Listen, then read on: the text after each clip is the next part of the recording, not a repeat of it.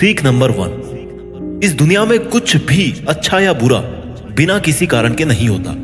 एक बार पुराने टाइम में एक गांव में एक गरीब औरत रहती थी। उसको जब बच्चा हुआ तो वो बिल्कुल स्वस्थ था, लेकिन एक बार किसी इंसिडेंट की वजह से उस बच्चे के हाथ की एक उंगली कट गई।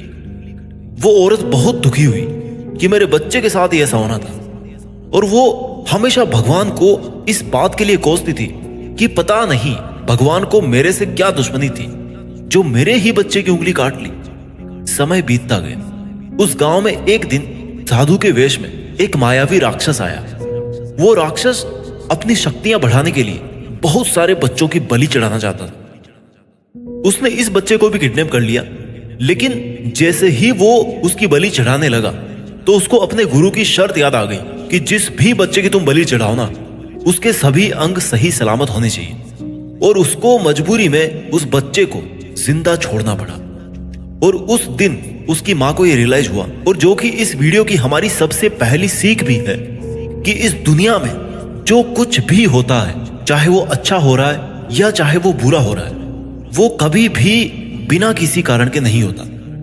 सीख नंबर 2, आप किसी भी कंडीशन में कर्म किए बिना और उसका फल पाए बिना नहीं रह सकते। ऐसा हो ही नहीं सकता कि इंसान का शरीर एक सेकंड के लिए भी बिना कर्म किए रह सके।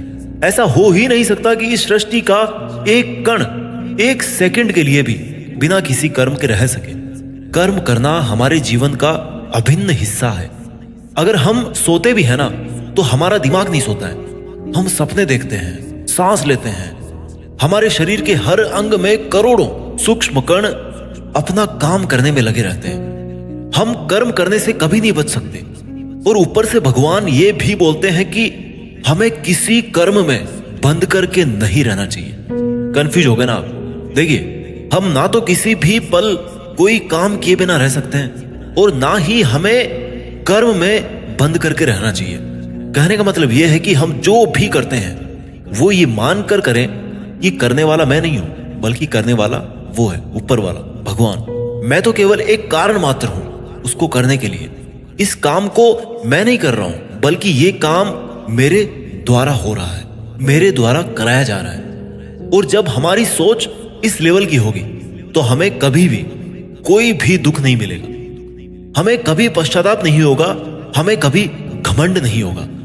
सीख नंबर 3, दूसरों के गुलाम रहकर खुश रहने की बजाय आजाद होकर खुद के दुखों का सामना किया जाना चाहिए।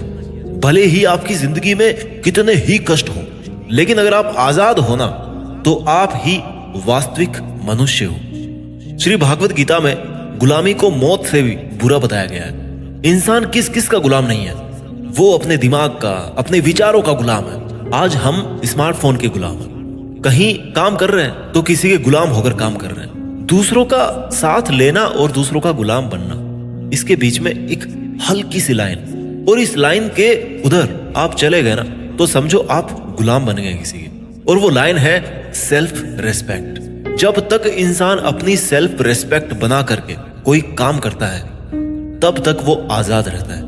लेकिन जब वो किसी के सामने इतना गिर जाता है कि उसकी सेल्फ रेस्पेक्ट खत्म होने लगती है, तो उसकी लाइफ समस्याओं से घिर जाती है और वो गुलाम बन जाता है। इसलिए दूसरों के गुलाम रहकर खुश होने से अच्छा है कि आजाद होकर खुद की समस्याओं का सामना किया जाए।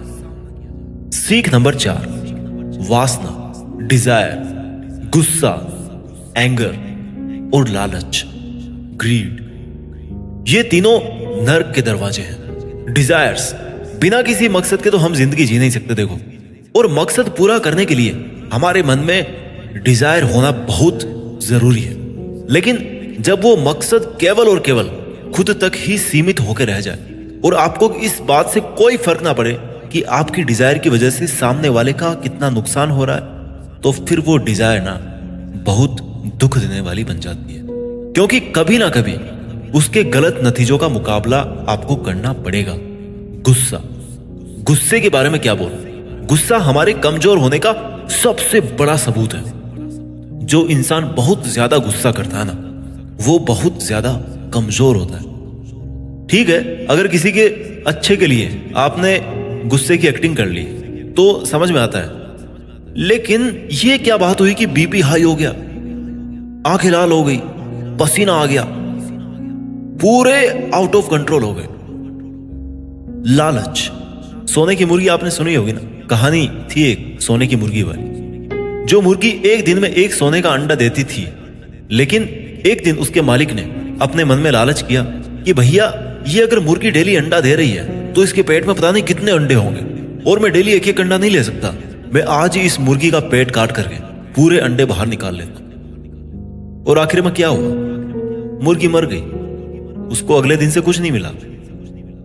जितना उसको मिल रहा था ना, उसके लालच की वजह से वो भी उसके हाथ से छिन गया। वासना, गुस्सा और लालच, डिजायर, एंगर एंड ग्रीड, ये तीनों नर्क के दरवाजे हैं। और मरने के बाद वाले नर्क की बात नहीं कर रहा मैं, नर्क समान जिंदगी जीना मरकर नर्क जाने से भी बुरा है। सीख नंबर 5, इंसान जब पैदा होता है ना तो वो नंगा आता है, और मरता है तब भी उसको ऐसे ही जला दिया जाता है। उसके साथ में कुछ नहीं जाता, वो कुछ नहीं लेकर जा पाता। जिंदगी में जो कुछ भी आपको यहां आने के बाद मिला है, वो आपके आने से पहले किसी और का था, और जब आप यहां से चले जाओगे तो वो सब किसी और का हो जाएगा। जो पैसा आपके पास है ना आज, जो नाम आपके पास है, जिस पोजीशन पे आप, उस पोजीशन पे आपसे पहले कोई और था। आज भले ही आप वहां हो, लेकिन कल कोई और आपसे वो जगह छीन लेगा। और यही सृष्टि का नियम है, और भागवत गीता की वो सबसे बड़ी सीख है जो आज हर एक पृथ्वीवासी को समझनी चाहिए। तो अगर बदलाव इस दुनिया का नियम है, तो फिर ऐसी कौन सी चीज है जो हमेशा रहती है? कोई तो चीज होगी जो हमेशा आपके जाने के बाद भी इस दुनिया में रहेगी, एंड दैट इज इंसानियत। सबसे पहले एक अच्छा इंसान बनिए। हर एक मनुष्य उस परमात्मा का अंश है, और हमारे सीधे तार उस परमात्मा से जुड़े हुए हैं। हमारी आत्मा कभी गलत नहीं हो सकती, पर हम शरीर के सुखों के लिए गलत कामों में लग जाते हैं, और उनका नतीजा भी गलत होता है। खैर छोड़िए, आज हमारे पास जो कुछ भी है, चाहे हमारा प्यार हो, कोई रिश्ता हो, पैसा हो या नाम हो, वो हमसे एक ना एक दिन जरूर छिन जाएगा, जरूर दूर चला जाएगा। और यही इस सृष्टि का नियम है कि जो कल किसी और का था वो आज आपका है, लेकिन आज जो आपका है ना, वो आने वाले कल में किसी और का हो जाएगा। इस वीडियो की आखिरी और 21वीं सीख है कि लाइफ ना तो पास्ट में है और ना ही फ्यूचर में है। अगर लाइफ है ना, तो वो केवल वर्तमान में है।